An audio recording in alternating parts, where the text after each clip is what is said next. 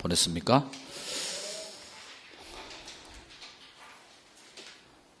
오늘은 6장의 마지막 부분을 하고 7장, 8장, 9장 앞에까지 나가야 돼요.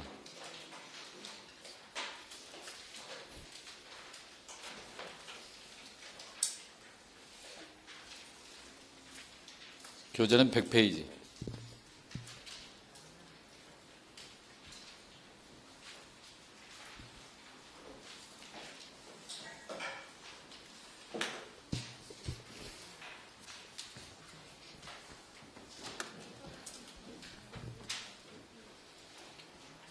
자, 여러분 100페이지 보면 네모 6번의 타이틀이 계약금 등의 반환 채무 이행의 보장제도라고 되어 있는데, 들어보세요. 계약금 등 그러면 계약금, 중도금, 잔금을 다 포함하는 말이고, 계약금 등이 건네졌어요. 계약금, 중도금까지, 잔금까지 건네졌는데 일정한 사유가 발생하면 그 돈을 돌려받아야 돼요. 그러니까 반대편에서 매도인 쪽에서 돌려줘야 될 상황이 온다는 거죠. 그게 계약금 등의 반환 채무예요. 돌려줄 채무. 근데 그 반환 채무가 잘 이행되지 않으니까 그 이행을 보장하자라고 해서 이 타이틀이 계약금 등의 반환 채무 이행의 보장제도, 그러고 다른 말로 계약금 등의 예치 권고 제도라고 해요. 그래서 거기다가 예치 권고라고 써요. 예치 권고. 그래서 그 두 가지 표현이 같은 말이에요. 예치 권고 제도가. 우선 좀 이해를 좀 하고 가겠습니다. 제도적인 취지를. 근데 요게 시험에 나올 확률은 30회 때를 마지막으로 해서 10회 때 후반, 20회 때 초반에 좀 나왔다가 안 나오다가 30회 때 한번 나오고, 저는 확률을 아주 낮게 봐요. 나올 확률이 매우 적다 이렇게 봅니다. 왜냐하면 이용을 안 해요. 예를 들면 이런 겁니다. A라는 사람과 B라는 사람이 부동산을 사고 팔게 되는데, 이렇게 매매 계약이 체결되었다면 이쪽이 매도인이고 이쪽이 매수인이겠죠. 임대차 계약을 체결했다면 임대인과 임차인이 되겠고요. 그러면 이제 대금이 매수인에게서 매도인에게 이렇게 간단 말이죠. 그러면 계약 조건이 구두로 할게요. 매매 대금은 10억이고, 매매 대금은 10억, 계약금은 1억, 중도금이 4억이라고 합시다. 계약금이 얼마? 1억, 중도금이 4억, 잔금이 5억. 그러면 중도금까지 들어갔다고 봐요. 그러면 이렇게 해서 계약금하고 중도금까지 해서 5억까지 들어갔단 말이죠. 그런데 매도인이 이중 매도를 하는 거예요. C라는 사람에게. 이렇게 이중 매도하고 그쪽으로 등기해주고 행방불명이 됐단 말이죠. 이런 경우 매수인은 그 5억을 날릴 판입니다. 그러니까 매매가 잘못되면 돈을 건넨 쪽, 매수인 또는 임차인이 위험하다는 얘기예요. 그래서 이 계약을 중개하는 업자 입장에서, 근데 갑이 개공이라면 이걸 중개하고요, 이렇게 얘기를 하는 거죠. 그 돈을 건네지 말고 다른 곳에 예치하는 게 어떠냐.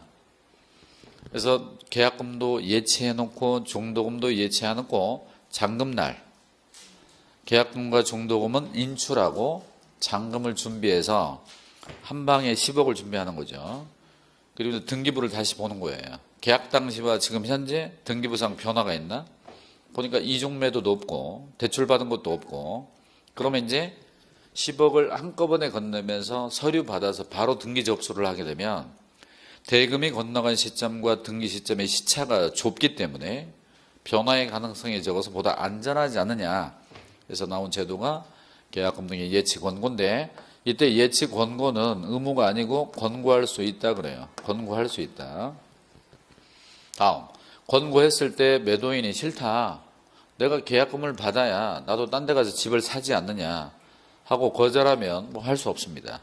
근데 만약에 이쪽이 받아주게 되면 예치가 되겠죠, 이제. 그러면 돈을 이렇게 건네는 게 아니고 어디엔가 예치를 할 텐데, 예치를 한다면 누구 명의로 예치할 거냐? 예치 명의자가 있을 거고, 어디다가 예치할 거냐? 예치 기관이 있을 거라는 거죠. 이렇게. 만약에 윤영기 이름으로 KB은행으로 들어갔다. 그러면 윤영기 통장, 그러면 윤영기는 명의자가 되는 거고 KB은행은 예치기관이 되는 거죠. 했다가 나중에 돈을 빼서 매도인에게 주고 서류 받고 이렇게 하면 보다 안전하지 않느냐 이런 건데 현실에서는 이용을 안 하고 중개업자가 권고해봐야 피곤한데 뭐하러 합니까? 해봐야 좋다 할 사람도 없는데 그러니까 비현실적 제도라는 거예요. 그래서 외국에서 수입한 제도입니다 이게. 초창기에는 문제를 좀 냈는데 요즘은 거의 안 나오다가 30회 때 한번 나오고 또 제가 봤을 때는 뭐 문제가치도 없으니까 아무튼 그렇습니다. 그러면 예치를 할 때 누구 명의로 예치할 거냐? 중개업자 명의는 괜찮습니다. 사장님이니까. 그런데 소속 공인인증서 명의로는 예치하면 안 되고요. 보조원 명의로 예치하면 안 되고요. 매도인 일방 명의로 예치하면 매도인의 통장에 돈을 넣어놓으면 돈을 준 거나 마찬가지죠.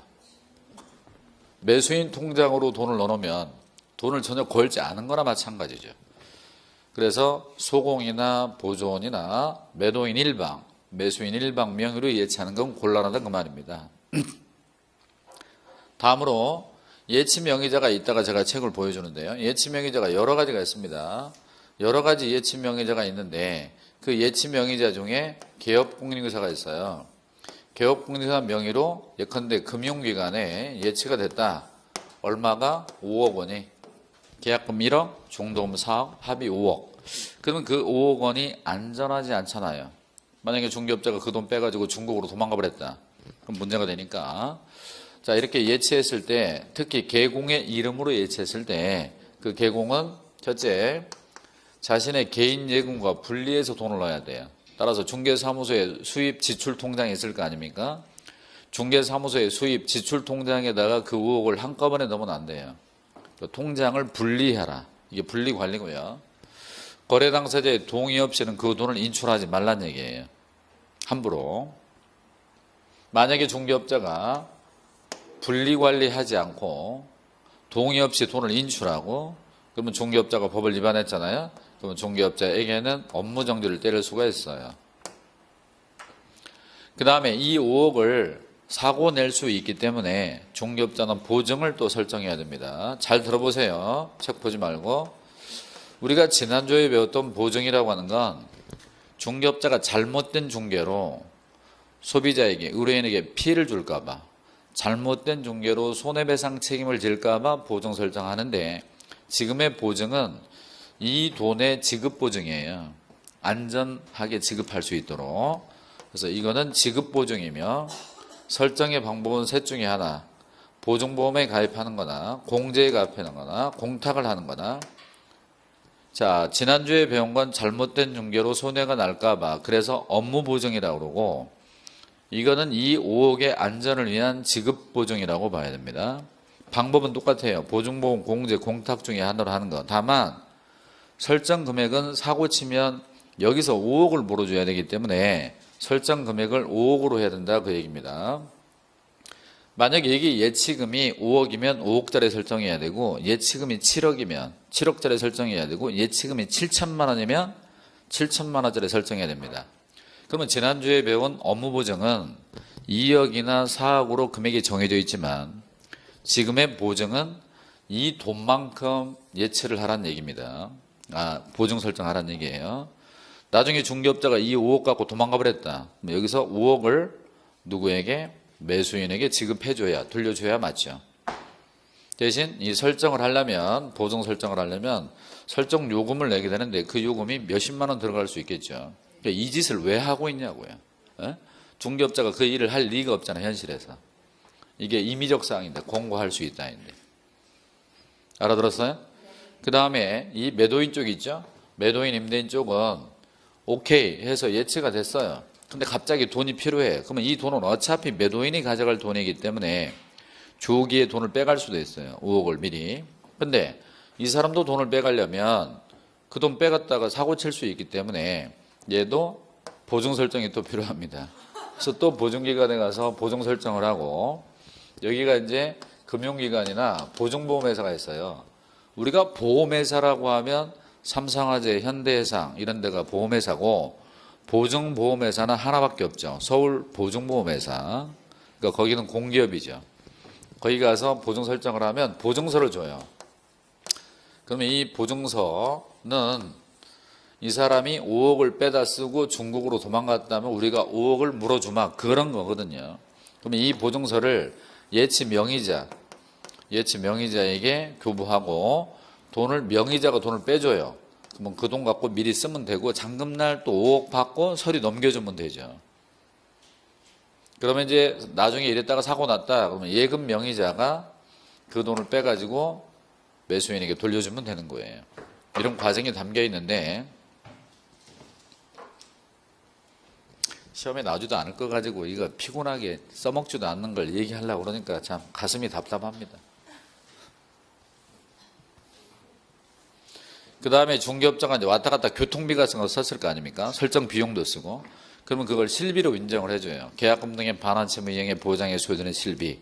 그러면 이 실비는 매수인, 임차인 쪽을 보호하는 것이기 때문에 매수인, 임차인 쪽으로 비용 청구하는 거예요. 자, 칠판 보시고 보겠습니다. 개공은 거래 안전을 위해서 필요하다고 인정하는 경우, 여러분 필요하다고 인정하는 경우 이런 말 나오면요 반드시 끝부분에 할 수 있다고 끝납니다. 그럼 뒤집으면 필요 없다고 판단되면 안 할 수도 있잖아요.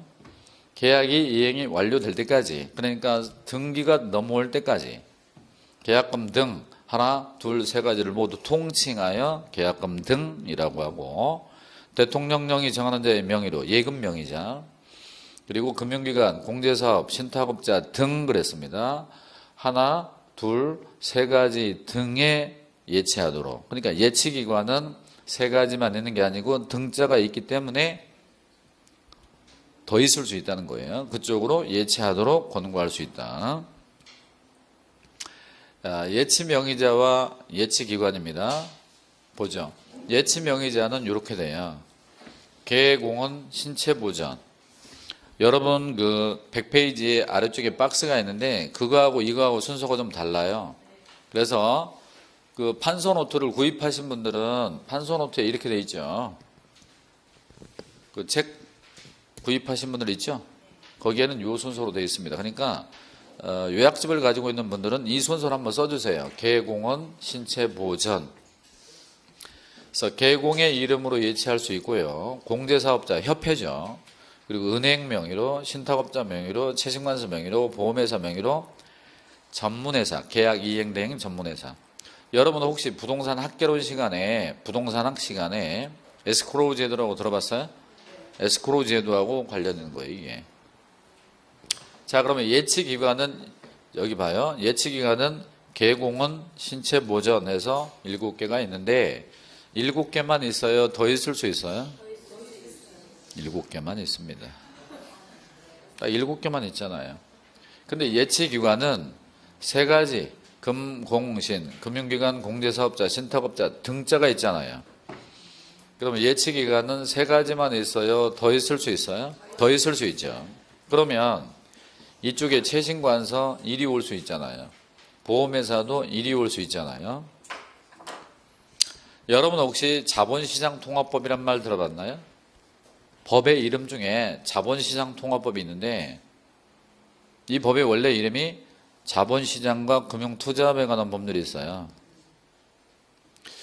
옛날에는 말이야 은행은 은행 업무만 해야 됩니다. 보험회사는 보험 업무만 해야 되고 증권회사는 증권 업무만 해야 되고 신탁회사는 신탁 업무만 해야 됩니다. 그래서 은행, 보험회사, 증권회사, 신탁회사가 하는 일이 다 달랐어요. 근데 이거를 통합할 수 있게 됩니다. 그래서 예를 들면 KB은행이 증권회사 인수해서 KB증권, 증권회사 하고요. 은행에서 보험 팔고요. 반대로 은행에서는 대출도 해주고요.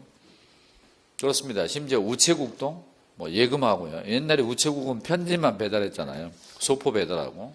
근데 지금은 우체국도 예금, 보험, 예금 받고 보험 팔고 다 해요. 그러니까 어때요?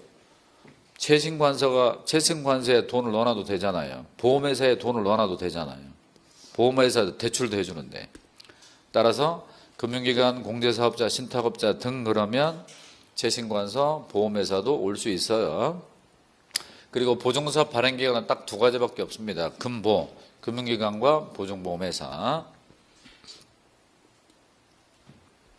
개공의 이름으로 예치가 됐을 때 누구 이름으로? 개공의 이름으로 예치가 됐을 때는 특칙 규정이 있는데요. 그것만 좀 봐줄게요. 101페이지로 가면 가로 2번 별표하세요. 가로 2번 101페이지에 네모 3번 101페이지에 네모 3번 누구 명의로 개공 명의로 예치될 경우에 특칙이잖아요. 그러니까 개공 이름으로 예치됐을 때만 나오는 겁니다. 가로 2번 동그라미 1번 자기 소유 예치금과 분리하여 관리될 수 있도록 해야 되며 동그라미 2번 예치된 계약금 등은 거래 당사자의 동의 없이는 인출해서는 안 됩니다. 가로 3번 예치금에 대한 지급보장의 동그라미 가로 1번 계약금 등을 거래 당사자에게 지급할 것을 보장하기 위하여 예치 대상이 되는 계약금 등에 해당하는 금액을 밑줄 계약금 등에 해당하는 금액 아까 칠판에서 얼마? 5억 원을 보장하는 보증보험 공제 공탁 중에 하나를 해야 되며 당사자에게 관계 사본을 교부하거나 전자문서를 제공해야 됩니다. 2번과 3번을 묶으세요. 가로 2번 가로 3번 가로 2번 가로 3번을 묶으시고 그놈을 다시 4번에 연결하세요. 4번 위반 시의 제재 개공이 예치관리 관련해서 의무를 위반하면 6개월 내에서 밑줄 쳐요. 업무정지 명할 수 있습니다. 업무정지 가로 5번 실비 개공이 이러한 계약금 등의 반환채무 행위의 보장 업무를 수행하는 경우는 권리 취득의 동그라미 취득 의뢰인이면 매수, 임차 의뢰인에게 계약금 등의 반환채무 행위의 보장에 소요되는 실비를 받을 수 있습니다. 그러면 매도인에게 실비를 받아요? 매수인에게 실비를 받아요? 매수인 쪽에 실비 청구합니다. 마지막에 4번 계약금 등을 예치한 경우 매도인, 임대인 등 계약금 등을 수령할 수 있는 권리가 있는 자는 끊고 해당 계약을 해지한 때 계약금 등의 반환을 보장하는 내용의 금융기관의 동그라미, 보증보험회사의 동그라미, 이들이 발행하는 보증서의 밑줄, 보증서를 예치 명의자의 밑줄, 예치 명의자에게 교부하고 미리 수령할 수 있어요.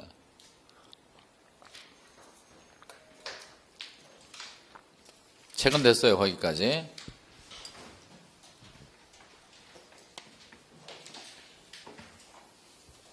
근데 시험에 나올 확률은 매우 적다. 그런 줄 아세요. 또 개인적인 바람도 안 나왔으면 좋겠어요. 이런 거 써먹지도 않는 걸. 아무튼 요즘 트렌드는 나올 확률이 매우 떨어진다. 개공은 권고해야 돼요? 권고할 수 있다예요? 권고할 수 있다. 계약금 등을 예치하는 경우 매도인 명의로 예치하는 거 돼야 한데 안 됩니다. 매도인 명의로 예치해버리면 돈을 준 거나 마찬가지죠. 계약금 등을 개공의 명의로 금융기관 등에 예치하는 경우 누구 명의로? 개공의 명의로. 그럴 때 개공은 거래 당사자의 동의 없이 인출할 수 있어 없어? 없습니다. 그럼 뒤집으면 어떻게 되죠? 동의를 받으면 인출할 수 있다가 되죠. 근데 출제자는 뒤집어서 내기도 하고 엎어쳐서 내기도 하고 이렇게 금융기관에 예치하는 데 소요되는 실비, 이 실비를 뭐라고 그래요? 계약금 등의 반환채무 이행의 보장에 소요되는 실비, 이렇게 길어요. 정식 명칭이. 계약금 등의 반환채무 이행의 보장에 소요되는 실비는 취득 의뢰인에게 청구하기 때문에 특별한 약정이 없는 한 매수인이 부담한다 그래야 됩니다. 매도인 틀렸어요. 나올 확률도 떨어지고 개인적인 바람도 안 나왔으면 좋겠다. 그런 거죠. 자, 중개 보수와 실비 파토로 가는데 여기는 매년 2문제가 나왔었는데요. 한 번도 그런 적이 없는데 2년 전에 안 나온 적도 있어요. 거의 항상 2문제가 나왔었는데. 그리고 이제 우리 중개사법에서 계산 문제가 나오는 것이 이쪽에서 계산 문제가 하나가 나오고요. 포상금 계산 문제가 나오기도 했는데 무슨 포상금 계산까지는 좀 그렇고 아무튼 102페이지로 가서 중개보수와 실비 여기 보셔요. 개공은 중개보수도 받고 실비도 받고 할 수 있죠. 중개보수는 뭐예요? 중개해주고 받는 대가. 분양대행 보수, 분양대행하고 받는 보수. 컨설팅 보수, 부동산 컨설팅 자문해주고 자문료를 받으면 컨설팅 보수. 중개해주고 받으면 중개보수. 실비는 교통비, 숙박비, 식대, 등기부대장 발급비용, 열람비용 그러죠. 지금 여러분이 나중에 사무소 차려서 대법원에 회원가입 하시면요. 등기부 열람하는 거 700원, 등기부 발급은 뭐 1,000원 뭐 이런 식으로 비용이 들어가잖아요. 그럼 내가 당신이 땅 팔아달라고 그래서 내가 그 땅 조사하느라고 기름값도 들고 등기부 열람 발급 비용도 들고 그럼 그 비용을 청구할 수 있는데 이 실비는 중개 보수와는 별개다 이 말입니다. 아셨나요? 따라서 두 개를 다 받아도 문제가 되진 않아요. 그럼 먼저 실비 쪽을 한번 책을 확인해 줄게요. 실비. 여러분 교재로 뒤로 넘어가 107페이지입니다. 107페이지. 107페이지 보시면 실비 가로 1번 실비의 의 동그라미 1번 시작. 중개대상물의 권리관계 등의 확인에 소요되는 실비고 이걸 줄여서 조사비용으로 합니다. 권리관계 기타 등등 권리관계 기타 등등을 확인할 때 드는 비용. 그러니까 교통비 숙박비 등기부대장 발급비용 열람비용이 여기 들어가요. 그 다음에 좀 전에 우리가 계약금 등을 예치할 때 중개업자 명의로 예치한 비용 쓰잖아요. 2번 시작. 계약금 등의 반환채무 이행에 보장에 소요되는 실비고 이걸 우리끼리 예치비용이라고 하자. 그러면 시험은 가로 안에 있는 표현으로 나오는 게 아니라 정식 표현으로 시험에 나옵니다. 정식으로. 그러니까 가로 안에 있는 건 우리끼리 줄여서 쓰는 말이고 시험은 본 내용이 나와요. 가로 2번 실비의 범위와 기준 동그라미 1번 밑줄 쳐요. 국토교통부령의 밑줄. 국토교통부령이 정하는 범위 안에서 시도조례의 밑줄. 자 그러면 여러분 시도조례로 정한다는 얘기는 지방마다 같다 다를 수 있다. 다를 수 있다는 걸 열어놓은 거예요. 동그라미 2번 중개 대상물의 소재지와 사무소 소재지가 다른 경우에는 끊고 밑줄 쳐요. 그 사무소 소재지를 관할하는 시도조례. 사무소 기준 시도조례에 따른다는 거. 다음 네모 2번 실비 청구가 나오고 실비 청구의 가로 1번 동그라미 1번 중개 대상물의 권리관계 등의 확인에 소요되는 실비의 부담자는 권리 이전의 동그라미 이전하고자 하는 의뢰인이기 때문에 매도 의뢰인, 임대 의뢰인, 전세권 설정 의뢰인, 저당권 설정 의뢰인이 되는 거고 동그라미 2번에 계약금 등의 반환채무 이행에 보장에 소요되는 실비의 부담자는 권리 취득의 동그라미 취득하고자 하는 중개 의뢰인에게 청구할 수 있기 때문에 매수 의뢰인, 임차 의뢰인, 전세권자, 저당권자 쪽으로 청구할 수 있고 그 밑에 내용은 여러분이 읽지 않아도 됩니다. 거기까지만 알고 있으면 돼요. 다시 돌아와 102페이지를 펴놓고요. 칠판 보세요. 중개보수는 일을 해주고 받는 대가죠. 우리가 회사 나가면 노무 제공을 하고 급여를 받습니다. 일을 해주고 돈 받죠. 이것도 일해주고 돈 받는 거예요. 근데 회사 나가서 일을 할 때 고용계약을 통해서 노무 제공하고 보수를 받는 건 일을 해주면 월급이 꼬박꼬박 나옵니다. 그런데 중개보수는 중개했다고 보수가 꼬박꼬박 나오는 게 아니라 성공해야 됩니다. 그러니까 고용은 고정적으로 돈이 나오지만 이건 그렇지 않다는 거예요. 성공해야 됩니다. 그러니까 일종의 성공보수의 성격을 띠고 있어요. 자, 그리고 또 하나가 실비에 몇 가지가 있다? 두 가지가 있다. 하나가 조사비용, 또 하나가 예치비용 두 가지가 있고 조사비용은 권리관계 등의 확인에 소요되는 실비라고 그러고 이전 의뢰인에게 받으며 예치비용은 계약금 등의 반환채무 이행에 보장에 드는 비용이라고 그러고 취득 의뢰인에게 청구할 수 있어요. 중개보수는 다시 두 가지로 나눠집니다. 주택에 대한 중개보수와 주택 이외의 중개대상물의 중개보수 두 가지로 나눠집니다. 그러니까 무조건 여러분들은 중개보수 나오면 주택이냐 아니냐를 반드시 구분하고 문제 푸셔야 됩니다. 항상. 옛날에는 주택이냐 아니냐 구분하지 않았어요. 9개로 똑같았어요. 9단계로. 그러니까 같은 가격이면 주택 2억짜리든 상가 2억짜리든 땅 2억 다 똑같아요. 근데 지금은 주택 2억짜리냐 상가 2억짜리냐 주택 2억짜리냐 땅 2억짜리냐 달라요. 옛날에는 똑같았는데. 그래서 항상 구분하라는 얘기입니다. 실비로 가게 되면 금방 두 가지가 있죠. 조사비용, 예치비용 이렇게 두 가지가 있고 이게 어디에 규정이 되어 있냐 이겁니다. 주택에 대한 중개보수와 실비. 주택에 대한 중개보수 요 실비는요. 시도조례까지 내려갑니다. 그 말은 지방마다 다를 수 있다는 얘기예요. 그래서 이거 묶었죠? 다시 이렇게 묶었죠? 그래서 이놈은 국토교통부령이 정하는 범위 내에서 시도조례까지 내려갑니다. 그런데 주택 이외의 중개대상물의 보수, 상가의 중개보수, 토지의 중개보수는 그냥 국토교통부령에 따를 뿐입니다. 따라서 여기는 조례가 있어요? 없어요? 없죠. 조례가 없다는 얘기는 전국적으로 똑같다는 얘기예요. 국토교통부령 전국적으로 적용되니까 하나의 요율 체계에 따른다 그런 얘기입니다. 근데 시험에 아주 잘 나오죠. 아주 잘 나옵니다. 그래서 이 틀은 머릿속에 꼭 넣고 있어야 돼요. 그런데 작년에는 이것도 시험에 나왔습니다. 요렇게 시도 조례까지 간다라고 하는 것이. 그러면 이제 주로 중개보수가 나오는데 여기 보셔요. 예를 들면 4월 1일 날 손님이 찾아와서 자신의 부동산을 팔아달라 의뢰를 합니다. 이게 부탁하는 거죠. 부탁. 이럴 때 얼마에 팔아줄까요? 5억에 팔아주세요. 10억에 팔아주세요. 오케이, 알았어요. 하면 계약이 이루어지는데 그 계약을 뭐라고 그러죠? 중개계약이라고 합니다. 중개업자가 열심히 일을 했죠. 열심히 일을 해서 5월 1일 날 거래 계약이 체결됐습니다. 매매계약, 임대차 계약이 된 거죠.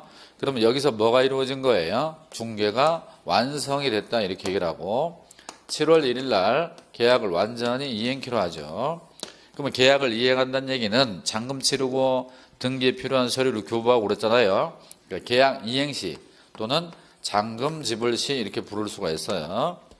4월 1일은 중개 의뢰시 또 다른 말로 중개 계약시라고 그러고 5월 1일은 거래계약 체결시 또는 중개 완성시라고 그러고 7월 1일은 거래계약 이행시 또는 잔금 지불시 이렇게 얘기를 하는데 중개업자의 중개보수 청구권이 있어요. 중개업자의 중개보수 청구권이 발생하는 건 4월 1일 날 즉시 발생합니다. 예를 들면 고용계약을 체결합니다. 당신이 우리 회사 나와 한 달간 일주일에 월요일부터 금요일까지 아침 몇 시에 출근해서 몇 시까지 일을 하면 월급 얼마 주겠다. 그러면 상대방은 좋다. 내가 이렇게 일을 해줄 테니까 월급 400만 원 달라.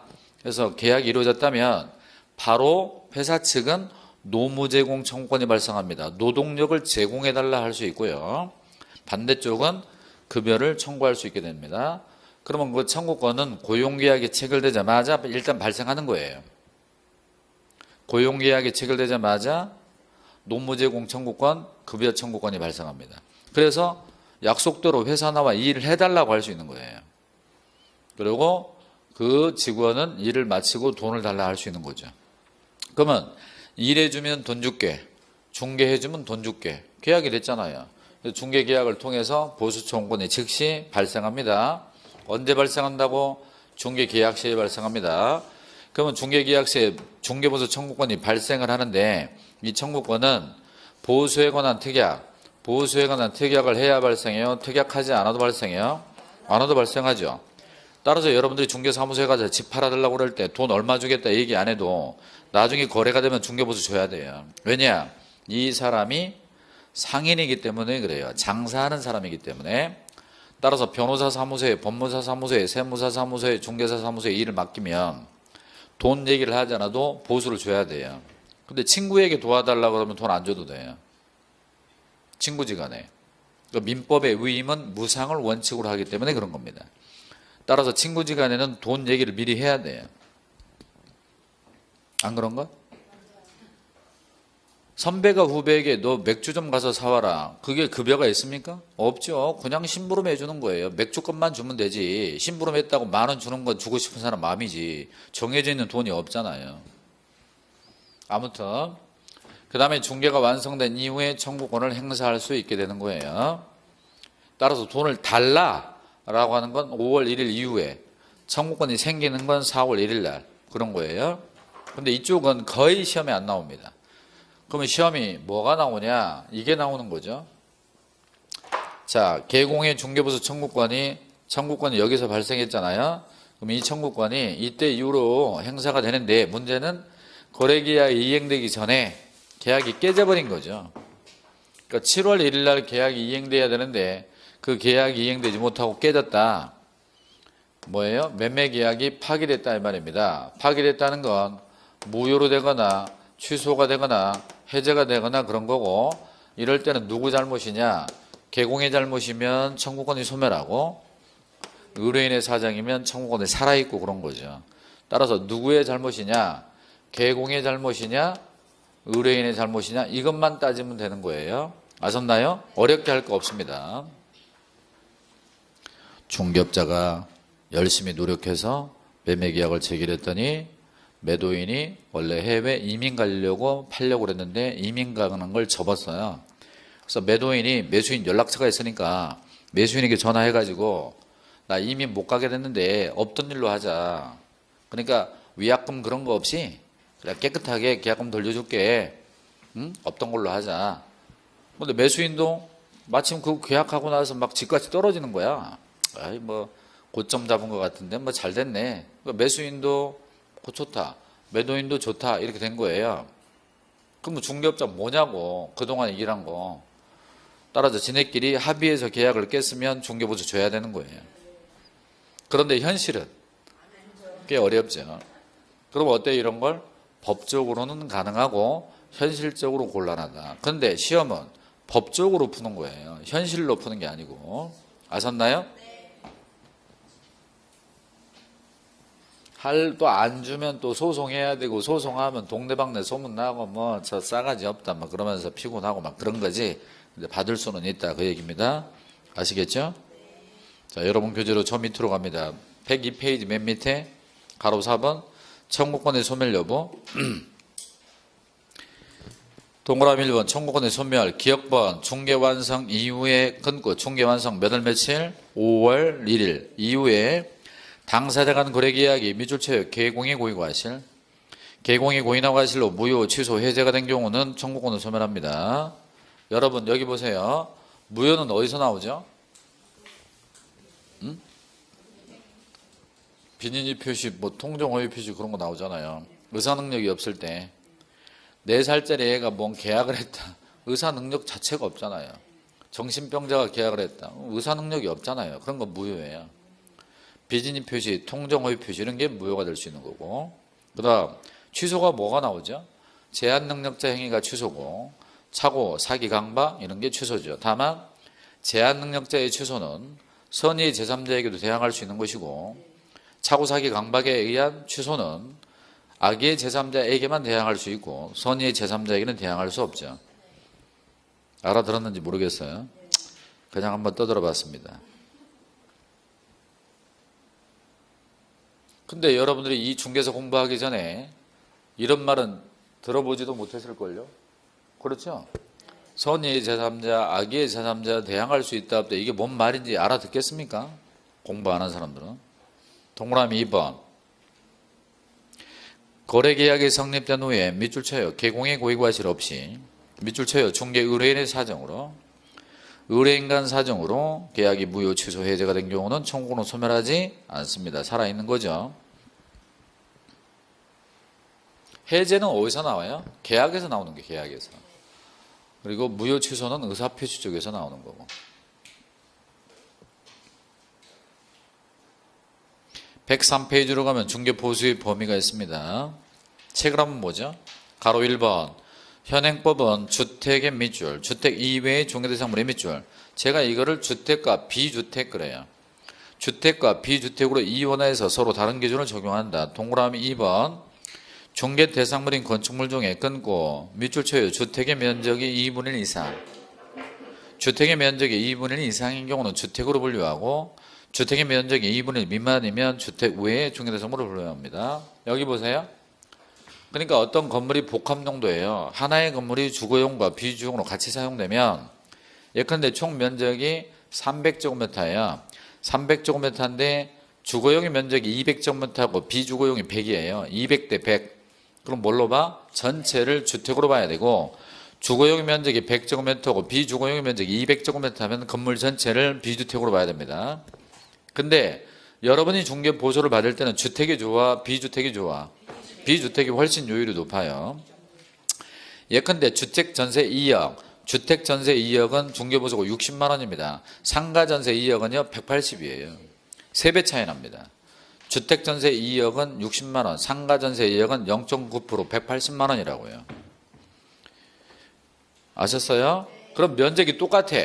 주거용이 150제곱미터, 비주거용 150제곱미터 면적이 똑같아. 그럼 뭘로 해? 주택으로 하는 겁니다. 왜냐하면 2분의 1 이상이면 주택이라고 그러잖아요. 이상. 오케이? 자, 책은 거기까지만 됐습니다. 주목하시고요. 뭐 이런 것들은 뭐 큰 의미 없는 거고, 중개보수의 범위. 어서 무슨 윙윙 소리가. 예? 어서 누구 핸드폰이 진동을 울리는 것 같아요.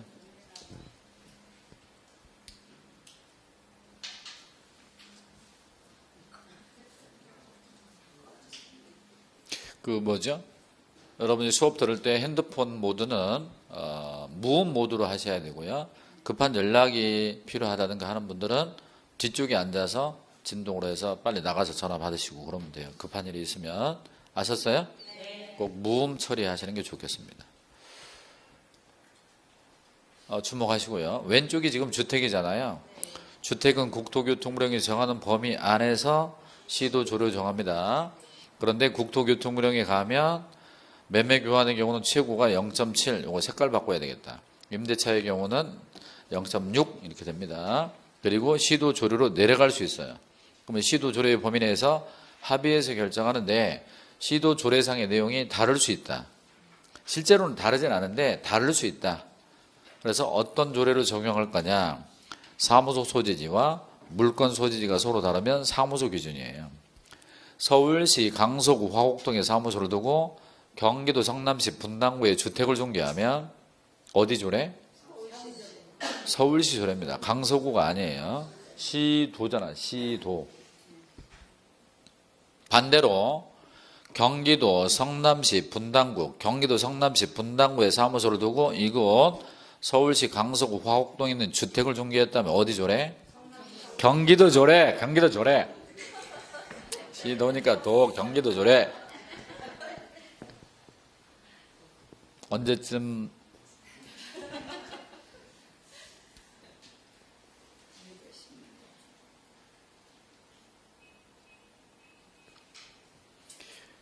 문제 하나 다시 내겠습니다. 서울시 강서구 화곡동, 서울시 강서구 화곡동에 사무소를 두고 세종시에 있는 상가를 중개했다면 뭐에 따라? 상가잖아, 상가. 정신 차리고. 상가는 국토교통부령이야. 상가라는데 왜 서울시 조례? 서울시 조례는요, 상가 요율이 없어요. 주택만 있는 거예요, 주택만. 그래서 여러분이 중개사무소에 가면 요율표가 있는데 그 요율표는 주택요율표예요. 주택요율표. 그리고 그 요율표 밑에 서울시 조례라고 써져 있어서 한번 가봐. 경기도 성남시 분당구에 있는 주택요율표는 경기도 조례라고 써져 있어요. 경기도 의회에서 만든 거. 세종시에 가면 세종시 의회에서 만든 요율표가 있어요. 그게 요만한 게 걸려 있다니까. 자, 오른쪽으로 갑니다. 주택 이외의 중개대상물. 그런데 주택 이외의 중개대상물은 국토교통부로 정할 뿐이지 시도 조례가 없다니까. 아셨어요? 그러면 주택 이외의 중개대상물은 뭐예요? 토지, 상가, 공장, 임모, 광업재단, 공장재단 싸그리 여기 있는 거야. 그러면 모든 중개대상물을 여기 놓고 뭐만 빼서 주택만 빼서 이리 온 거예요. 아셨어요? 그런데 세월이 흘러보니까 오피스텔인데 주거용으로 쓴단 말이죠. 아니 나는 이거 먹고 자고 하는 생활 공간으로 쓰려고 빌렸는데 중개 보수가 센 거예요. 그러니까 그 세입자들이 불평불만하는 거지. 어차피 내가 주거용으로 쓰는데 왜 이렇게 중개 보수가 세냐. 그런 비판이 되게 되니까 주택 이외의 중개대상물 중에서 주거용 오피스텔 따로 뺀 거예요. 그런데 이 주거용 오피스텔로 인정이 되려면 두 가지 조건이 충족이 돼야 됩니다. 첫째, 전용 면적이 80제곱미터 이하여야 돼요. 두 번째는 입식 부엌. 입식 부엌이 뭐예요? 서서 일할 수 있도록 부엌이 만들어져 있고 화장실이 딸린 목욕시설이 있어야 돼요. 그러면 그거를 주거용 오피스텔이라고 합니다. 다시 한번 주거용 오피스텔로 인정이 되려면 면적이 85 이하이면서 시설, 부엌, 화장실, 목욕시설을 갖추었을 때 면적과 시설. 그러면 이제 주거용 오피가 되고 이때는 매매 교환의 경우는 0.5, 임대차 등은 0.4 이렇게 되고요. 그러면 나머지가 이제 1이 오잖아요. 그럼 여기에 뭐가 있을까요? 토지, 상가, 공장 85제곱미터 초과하는 거 1이 와야 되고 그리고 임목, 광업재단, 공장재단 다 여기 있는데 거기는 다 0.9가 최고고 0.9 내에서 협의해서 결정한단 말이죠. 이 이틀은 시험 보는 그날까지 절대 까먹지 말아야 됩니다. 아셨죠? 그 다음에 이 국토교통령에 가게 되면 0.7보다 낮은 요율이 있어요. 최고가 0.7이고 0.6도 있고 0.5도 있고 그래. 여기는 0.6이 최고고 0.5도 있고 0.4도 있고 0.3도 있고 그렇습니다. 그게 국토교통부령의 요율이 쫙 있고 그래요. 그러면 쫙 있고 그러면 시도 조례도 그 쫙 있는 것의 범위 내에서 또 있어요. 그런데 서울시 조례나 경기도 조례는 이 국토교통령과 맞춰놓은 거예요. 똑같이 맞춰놨어요. 왜냐면 국토교통부령의 요율을 너무 자세하게 만들어놨기 때문에.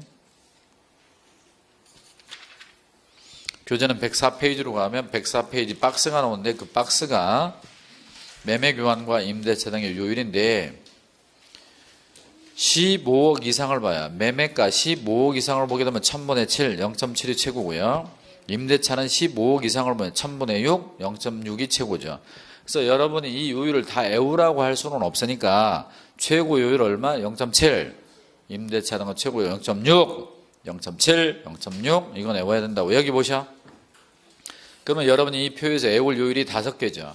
0.7, 0.6, 0.5, 0.4, 0.9 이거를 소리내서 읽어주세요. 시작. 스톱. 7, 6, 5, 4 0.1%포인트씩 떨어지고 있다. 이거 7, 6, 5, 4 여기는 0.9니까 뭐 외울 것도 없죠. 이건 다 아는 거니까 빼면 7, 6, 5, 4 이렇게 온다. 7, 6, 5, 4 어렵지 않죠?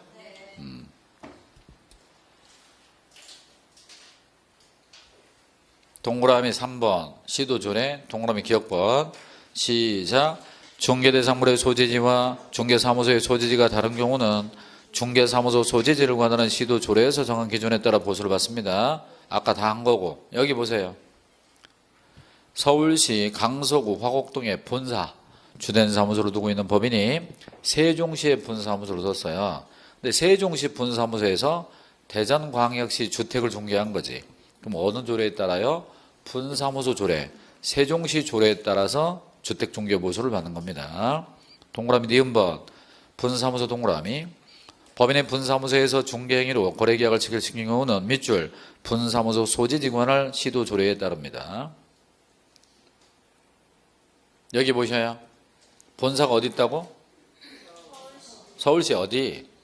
강서구. 분사무소는? 세종시. 세종시는 구가 없어요. 어디로 할까? 분사무소를 세종시 말고 딴 데로 하면 안 될까? 대전으로 할까? 대전? 주된 사무소가 서울시 강서구, 본사무소가 대전광역시 유성구. 한 번만 설명할 테니까 집중해서 들어줘요. 상상을 하시고.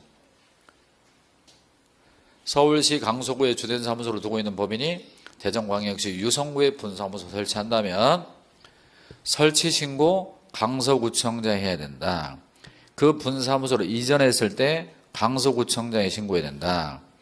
그 분사무소만 따로 휴업, 폐업 등을 할 수 있는데 강서구청장, 주된 사무소 등록관청이 해야 된다. 그 분사무소 사용할 인장의 등록도 강서구청장이 해야 된다. 그 분사무소만 따로 업무정지 때릴 수 있어요. 본사도 때리고 본사 따로 때리고 유성구에 있는 분사무소 따를 때릴 수가 있는데 그 업무정지도 강서구에서 때립니다. 그 분사무소의 관리감독 관청도 강서구예요. 단 거리가 멀기 때문에 유성구청장에게도 감독 권한을 줬을 뿐이야. 그러면 거의 대부분 어디로 와야 돼? 본사 쪽으로 와야 된다. 강서구로. 그런데 주택중개보수는 그쪽이에요.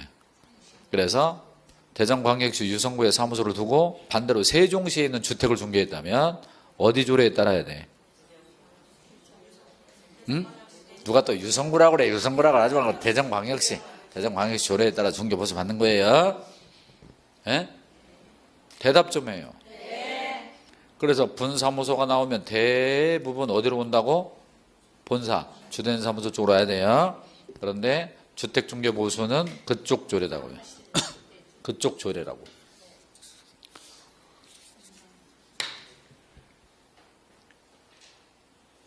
자, 그 다음에 104페이지 밑으로 가면 가로 4번 있어요. 찾았어요?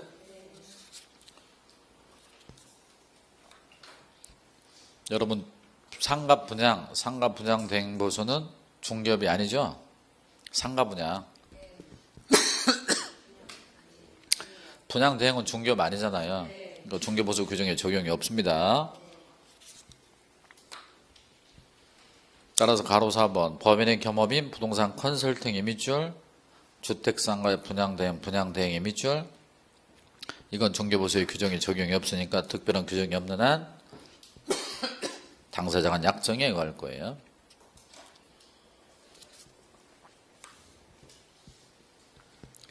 됐나요? 그 다음에 가로 5번 이건 많이 나왔잖아요. 한도를 초과한 보수 약정은 전부 무효예요? 초과 부분 무효예요? 초과 부분 무효입니다.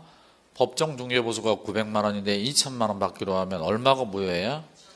1100이 무효가 되는 거죠. 거기 판례가 있어요. 판례 2번 있습니다. 2번 별표하세요. 조례를 잘못 해석해서 금품을 초과 수수한 경우. 여러분 104페이지 요일표가 있죠? 104페이지 요일표 범위 내에서 또 시도 조례가 있단 말이에요. 근데 이 중개업자가 시도 조례의 요율을 잘못 적용해 가지고 돈을 더 받은 거예요. 그래서 돈을 준 쪽은 저 인간이 돈을 더 받아갔다. 꼰질렸어요. 재판이 이루어지니까 중개업자가 하는 말이 이건 실수였다. 내가 조례를 잘못 해석해서 높은 요율을 적용했다. 그러니까 판사가 뭐라고 그래요? 까불지 마. 잘못 해석했어도 용서하지 않겠다. 보세요. 중개보수 산정에 관한 지방자치단체의 조례를 잘못 해석하여 법에서 허용하는 금액을 초과한 중개보수를 수수한 경우 법률의 착오에 해당하지 않으므로 초과수수 죄에 해당한다. 처벌하겠다 그런 얘기예요. 됐나요? 넘기시고 106쪽으로 가서 중개보수의 계산과 지불 시기가 있습니다.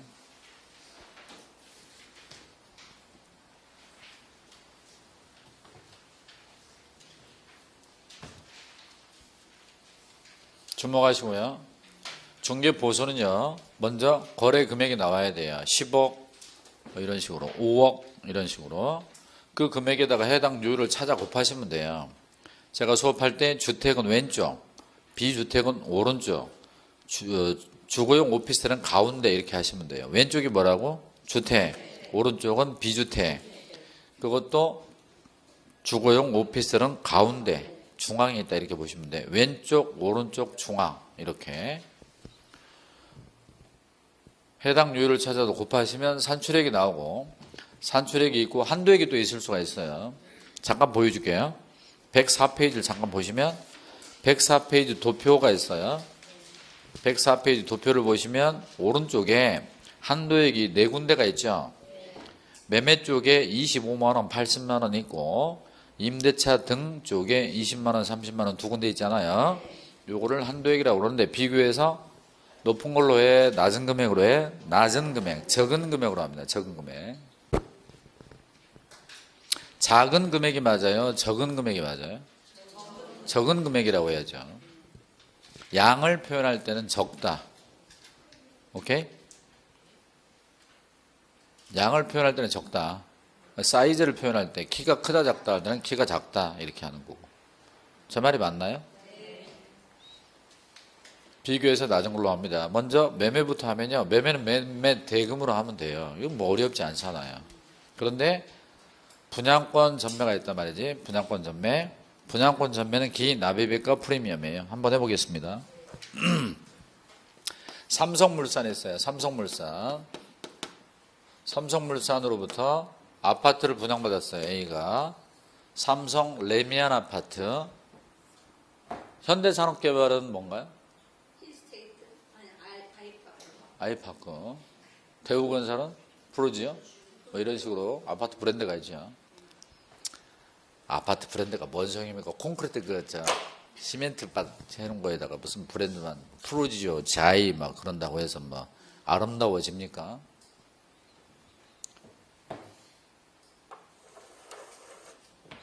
거품만 끼는 거죠. 자, 아파트를 분양받는데 분양가가 어떻게 되냐면 총 5억이에요. 분양가가 얼마? 5억이고 계약금으로 있잖아요. 계약금으로 20%를 냈어요. 그러니까 총 분양가는 5억인데 계약금으로 20%니까 얼마? 1억을 냈죠. 그리고 중도금, 1차 중도금 5천만 원 10%, 2차 중도금 10% 5천만 원 두 번 냈어요. 중도금 1차, 중도금 2차까지 얼마 냈어요? 1억을 더 낸 거지. 그럼 이 친구가 건설회사에 낸 돈이 얼마야? 2억인 상태에서 A가 가백에 찾아와 자신의 분양권을 팔아달라고 그러는 거죠. 물어봤어요. 프리미엄 얼마 받을래? 그럼 프리미엄이 마피, 마이너스 P가 붙을 수도 있고 플러스 P가 붙을 수도 있어요. 마이너스 P 들어봤어요?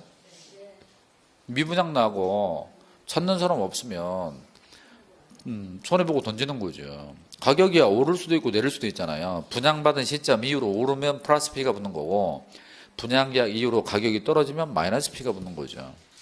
오케이? 플러스 P가 붙으면 플러스를 하면 되고 마이너스 P가 붙으면 마이너스 해야 돼요. 근데 이 사람이 프리미엄을 1억 받고 싶다는 거야. 근데 마침 B라는 사람이 이 동네에 신축 아파트를 분양받고 싶었는데 못 받았어요. 그래서 P를 주고라도 사고 싶은 거지, 이 사람은. 그럼 이 사람이 분양권, 이 친구가 가지고 있는 게 뭐예요? 분양권.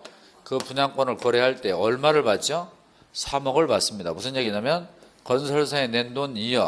요 놈을 뭐라고 그래요? 기납입에 이미 낸 돈, 기납입에 이미 기자, 이미 납입한 돈에다가 프리미엄 얼마? 1억을 붙여서 이 친구가 얼마를 주는 거야? 3억. 3억을 건네고 분양권을 넘겨받고 이 사람이 3차 중도금 5천, 4차 중도금 5천 잔금 내고 등기 받아가는 거죠. 그럼 이 사람은 3억을 받아 자기가 투자한 얼마? 2억을 회수하고 시세 차익으로 얼마를 본 거야? 1억을 본 거죠. 그러면 중개업자가 이걸 중개했으면 얼마로 계산해야 돼? 3억으로 계산하는 얘기입니다. 그래서 건설사에 낸 돈과 P를 더하여 3억으로 계산해야지 총 분양가 5억에다가 P를 더하지 말란 얘기예요. 그런데 공정이 진행이 됩니다. 공사가 계속 진행이 되면 진행되면서 중도금을 더 내죠. 중도금을 또 더 냈어요. 3차, 4차까지. 그럼 중도금 1억을 더 냈잖아. 그럼 중도금이 더하 2억 들어갔으니까 총 얼마? 3억이죠. 그러면 3억인 상태에서 P를 1억 받았다 그러면 거래가액이 4억이 되는 거죠. 그러니까 공정이 진행되면서 건물이 더 완공이 되면서 완성된 건물 가격에 근접을 하는 거죠. 이해되나요? 그런데 이거를 옛날에 소비자들이 잘 모를 때 중개업자를 어떻게 했냐면 6억으로 계산해서 받아먹었다니까. 실제로. 그리고 옛날에는요, 아주 옛날, 20년 전 이쪽으로 돌아가면 6억이 넘어가잖아요? 6억이 넘어가면 요율이 0.9예요, 또.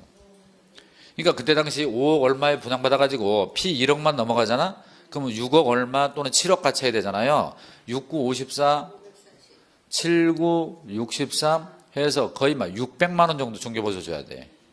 600만 원. 근데 실은 이게 3억밖에 안 되는 거죠. 3억으로 계산하면 또 요율이 낮아져요. 그래서 355 한 150만 원에서 0.5, 3억이면 150에서 한 뭐 180 사이 정도. 뭐 이 정도가 적정 가격인데 막 600 얼마 받은 거지.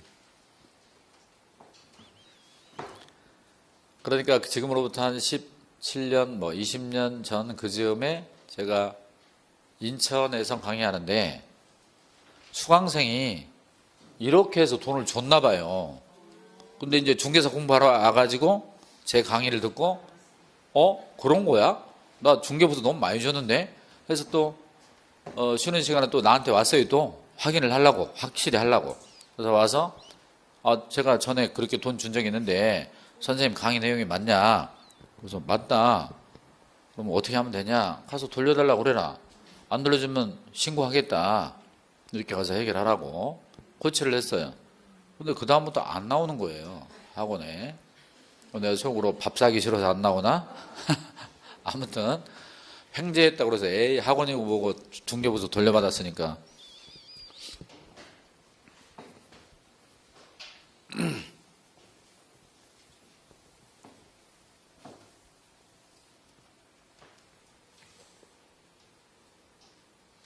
여기까지만 하고 쉬었다 하겠습니다.